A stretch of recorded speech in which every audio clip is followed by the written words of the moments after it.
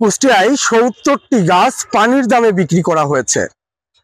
কুষ্টিয়া শহরের সাদ্দাম বাজার এলাকায় সড়ক জনপদ এবং গণপূর্তের বিরোধপূর্ণ একটি জায়গার যে ৭০টি বড় বড় গাছ ছিল, মেহগনি, জাম সহ বিভিন্ন ধরনের, সেই গাছগুলোর নামমাত্র মূল্যে বিক্রি করা হয়েছে। এই গাছ বিক্রির সাথে জড়িত সংশ্লিষ্ট সওজ বিভাগের কর্মকর্তাদের বিরুদ্ধে ব্যাপক অনিয়ম দুর্নীতির অভিযোগ উঠেছে। কুষ্টিয়ার সচেতন মহলের মানুষ অভিযোগ তুলেছেন যে লাখ টাকা দামের গাছ মাত্র ২৫০০ টাকায় বিক্রি করেছে সড়ক জনপদ বিভাগের কর্মকর্তারা। ঠিকাদার প্রতিষ্ঠানের সাথে যোগসাজশ করে সরকারকে ঠগিয়ে লাখ লাখ টাকা লুটপাট করেছে সড়ক বিভাগের কর্মকর্তা এবং ঠিকাদার প্রতিষ্ঠান। দর্শক, খোঁজ নিয়ে আমরা জানতে পেরেছি যে আমি যেই জায়গাটিতে দাঁড়িয়ে আছি, এই জায়গাটির নিয়ে কিন্তু একটি মামলা আদালতে চলমান রয়েছে। সেই মামলার রায় এখনো পর্যন্ত আদালত থেকে দেওয়া হয়নি, অর্থাৎ সেই মামলাটি নিষ্পত্তি হয়নি। অথচ এই জায়গায় যে বড় বড় গাছগুলো ছিল সেগুলো রাতারাতি বলা চলে যে আসলে গাছগুলো কেটে ফেলা হয়েছে।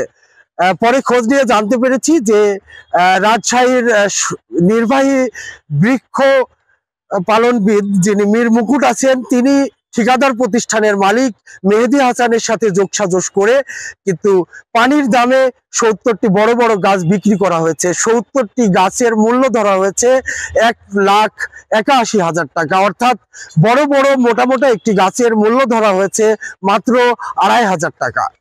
এড়িয়ে কিন্তু ব্যাপক অভিযোগ উঠেছে এবং তীব্র নিন্দা ও ক্ষোভ জানিয়েছে কুষ্টিয়ার সচেতন মহলের মানুষ। মাত্র ৩০% টাকায় জমির মালিক হয়ে নতুন বাংলাদেশের গড়ে তোলার স্বপ্ন দেখা বাংলা বসতি। তারা এই ঘটনার তদন্ত করে সুষ্ঠু বিচারের দাবি জানিয়েছে এবং অনিয়ম দুর্নীতির সাথে জড়িত যে কর্মকর্তারা বা ঠিকাদার আছে তাদের দৃষ্টান্তমূলক শাস্তির দাবি জানিয়েছে। আমি গণপূর্ত যে অফিস আছে কুষ্টিয়ার, এখানকার কর্মকর্তা এবং কর্মচারীদের সাথে কথা বলেছি। তারা জানিয়েছেন যে এই জায়গাটি নিয়ে আসলে আদালতে একটি মামলা চলমান আছে, যে মামলা এখনো পর্যন্ত নিষ্পত্তি হয়নি। অথচ তাদেরকে না জানিয়ে, আদালতকে না জানিয়ে কিন্তু হুটহাট করে এই গাছগুলো বিক্রি করা হয়েছে।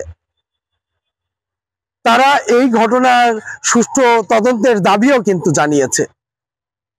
আমি এই ব্যাপারে কথা বলেছি কুষ্টিয়া সড়ক জনপদ বিভাগের যে নির্বাহী প্রকৌশলী আছে তার সাথে। তিনি জানিয়েছে যে আদালতে মামলা চলমান আছে, কিন্তু এই গাছ কাটাতে বাধা নেই, এজন্য তারা এই গাছগুলো টেন্ডারের মাধ্যমে বিক্রি করেছে।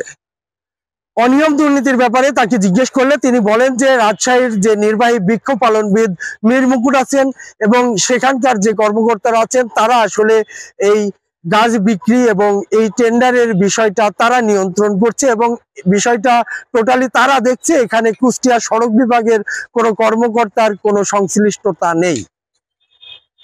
আমি নির্বাহী বৃক্ষ পালনবিদ মীর মুকুটের সাথে কথা বলেছি। তিনি জানিয়েছেন যে আসলে এখানে কোনো অনিয়ম দুর্নীতি করা হয়নি। তিনি বলেছেন যে এই এক একটি গাছ, অনেক বড় বড় গাছ, এই গাছ আসলে ওটাই নাকি ন্যায্য মূল্য। অনিয়ম দুর্নীতির ব্যাপার তিনি অস্বীকার করেছেন এবং মামলার ব্যাপারটি তুললে তিনি বলেন যে মামলা নিষ্পত্তি হয়ে গেছে, এই কারণে তারা টেন্ডারের মাধ্যমে, ওপেন টেন্ডারের মাধ্যমে তারা এই গাছ বিক্রি করেছেন।